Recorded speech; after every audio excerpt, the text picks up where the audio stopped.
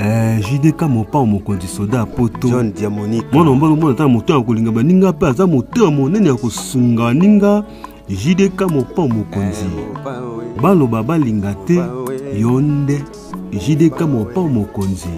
Abonnez-vous massivement na chaîne ya JDK mopa mokonzi. Mwana mbalo na mposa miliki mpa bolinga bato ba congolais na ba français bandimi ye JDK mopa mokonzi batika ye afanda na ngwende na ba conseil ya malonga ozo sunga mokimo JDK mopa mokonzi batika ye yende soda poto yokabote Mopao JDK mopa mokonzi soda poto John Diamonique mwana mbalo mwana ta moto ya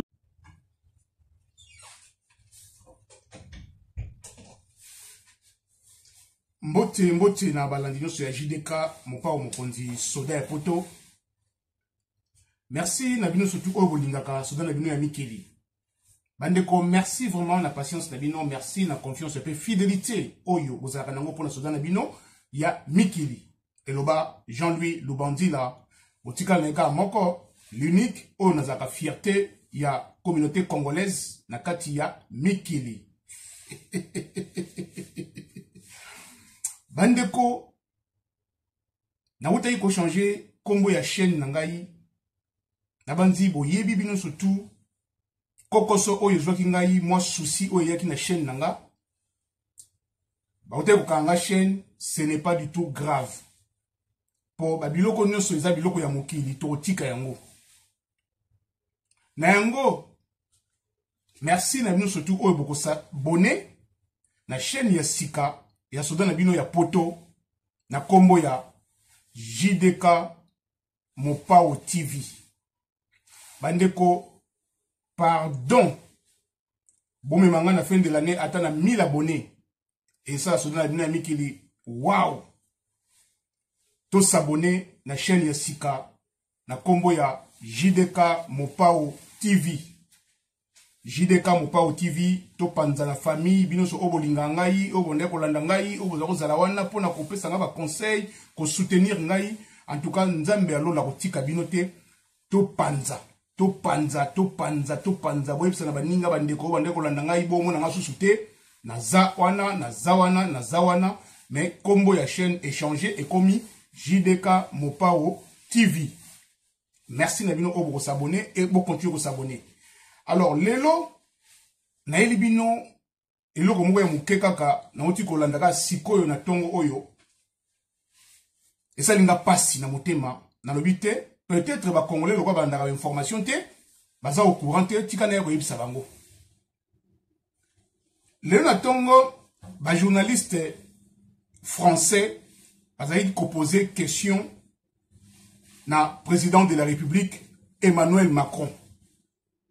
Bandeko na ngai esa pasi na mawa. Tango na olobaki ba congolais bozelaka ba prière. Bozelaka nzamba kosala. Nzamba kosala te bandeko na ngai nzambe sia sala. Nzamba pesa Congo nyonso. Kasi peuple nde na ba konzi bozo comprendre kaka te, boza na kati ya ignorance. Bolanda makamuni Emmanuel Macron alobi lelo na tongo ya lelo. Toza lelo, jeudi le 24 octobre 2024. Je sais pas, il est 11h08. Il est 11h08. Et où les kakalamini te wana tongo, na ba 10h. Le président Emmanuel Macron va tout nier. Situation, il y a République démocratique du Congo, na Liban. Est-ce que ça negemoko ou pas? Boyoka réponse ya Emmanuel Macron bandeko na ngai esa pasi. Esa la pasi bandeko na ngai na kokite na lobi fona kabola ngona bino. Emmanuel Macron a répondre ba journaliste à lobi situation ya Liban esa chaotique. Et plus grave. Tokoyi kotika yango ndenge wana te. Il faut tout soutenir Liban. to reconstruire Liban, tout ça la nyonso, Liban a retrouvé paix na liberté na ye. Tout ça la nyonso Liban a zane loka kulia. Tout ça nyonso Libanais nyonso a retrouvé santé, a retrouvé liberté, a retrouvé comment on dit ça, sens ya vie. Ba Libanais bazala na kimia na mboka na bango. Siko ba tout nié. Et c'est quoi aussi différence en la République démocratique du Congo? Président Emmanuel Macron a lobby Congo et ça problème n'a été. La République démocratique du Congo et ça problème n'a été puisque ils ont un dirigeant nango. C'est comme si Liban ils ont un dirigeant T. Ba tout nié ba binaé mais le Congo est plus grave que le Liban. Alors non, nous on est à côté de Liban. On est à côté des Libanais. Toko sunga Liban, toko reconstruire Liban, va retrouver paix na liberté. Kasi Congo, eza na ba dirigeant na ngo o bazali na kati ya corruption o etali France T. Tout le monde ba Congolais, a besoin de liberté, na pété. Alors ça regarde leurs dirigeants. Ça veut dire que la francophonie, le seul pays au monde le plus francophone. Seul pays au monde, il y a un grand pays où il y a francophone, la République démocratique du Congo. Mais on a été humilié. Bah humilié Kibiso, surtout président Fachi, à Telemaki, à Kei.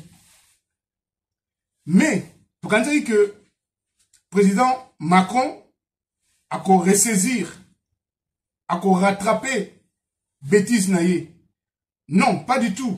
Et taliété, à zoner les sous pour nos journalistes que problème ya Congo est tali bisoté. Mboka ane mboka ya corruption. Ba politicien, ba nyonso, na ba pasteur, ba ndenge moko. Biso to soutenir plus ba Libanais parce que to mona oyo le kana mboka na bango. C'est comme si oyo le kana mboka na biso ba mona yango te. Alors les Congolais bino ngana ko benda bino matoi. Tango bino bozolo ba ke non. Totika nyonso na maboko nzambe nzambe akosala. Mundela tika na maboko nzambe te. Boyoki ba Libanais balobi ke totika na maboko nzambe. Non, ba Libanais basengi soutien ya monde entier. Bande konanga iba Congolais. Tobi manakati ya distraction. Et le réseau boma Congo ezali politique eza marié na religion, religion eza marié na politique. Et ça la maraté. Politique reste politique. Religion il reste religion. Mais biso tozui na Congo to sangi sinyo se mbale, ya on moyen to avancer ezate. Ya on moyen soutien zala ezate, moyen ba aider biso ezate. C'est très grave ozo madame Nokoya, président Emmanuel Macron. Ba tout ni question. Mais Congo est là-bas mort depuis la décennie. Plus de 15 millions, 18 millions de morts. À lobby, peut-être, mais à ça au courant. Batou n'a pas dirigé la République démocratique du Congo. Batou n'a président la Bango. Il y a ça au courant. Il y a au mona, oyazo mona, a oyoka, oyazo yoka. Bande onanga ba Congolais, prenez conscience. To partager émission Oyo et aider ba Congolais et aider Bisso et comment la dirigeant à Congo et comme la conseiller à Congo l'État congolais botine la bango vidéo Oyo mambo onga na yoki lelo na tongo esa nga pasi donc Congo eza humilié Congo ba kipakango te c'est-à-dire tout un peuple moko abandonné peuple moko donc baza kout na solo na biso te, balingi biso te, balingi pe Congo te. Mais par contre, baza na besoin ba minerai na biso, bana besoin de richesse na biso, bana besoin de sol na biso, bozongo na bino moko ndenge nini. Président Fachi, azo kende ba droite à gauche, mais résultat exacté. Pour la nini parce que baza o considérer Congo te. Na okene musika te bande konangai. Na sengi na bino bo partager émission oyo. Na sengi na bino bo s'abonner na nouvelle chaîne ya JDK Mopa Mokonzi Soleil Poto. Kombo ya chaîne ya Sika JDK Mopao TV. Bande konangai JDK Mopao TV bo s'abonner bo pesa ngai ba abonner tokende na 2025. Toko mata na début ya 2025 ata na 1000 abonnés 1500 abonnés nzamba osunga nzamba opambola bino nzamba oloba wow na yango merci na bino surtout na osuka awa nzambe alola atika peuple yote nzambe alola asunga Congo nzambe alola kota na mitema ya bato surtout oyo bazako yina Congo bako akobongisa nzela ya Congo Congo retrouver paix na liberté. Voilà. Bolandinga malamu, boyokinga malamu, président Emmanuel Macron, lelo na tongo alobi ke makamba Congo etali yete, etali ba dirigeant ya Congo. Ye na gouvernement na ye ba ko soutenir Liban. Ba ko tia nyonso po Liban a retrouver paix na liberté. Kasi la République démocratique du Congo ba tikona maboko ya ba dirigeant na bango président Fachi, et puis, na basali Nzambe. Ndenge bino ba Congolais bolobaka, Nzambe akosala, batika nyonso maboko Nzambe, kasi, bandeko na ngai, na éviter ce tosuka wapi.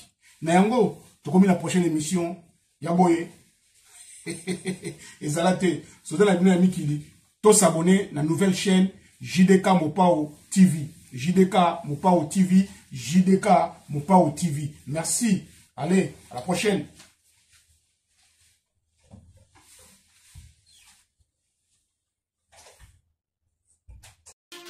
Cette émission vous a été présentée par John Diamonica. Si vous avez aimé l'émission, n'oubliez pas de laisser vos commentaires, cliquez sur la cloche des notifications, likez et partagez. JDK John Diamonica TV, votre chaîne. Papa Soldat ya Poto.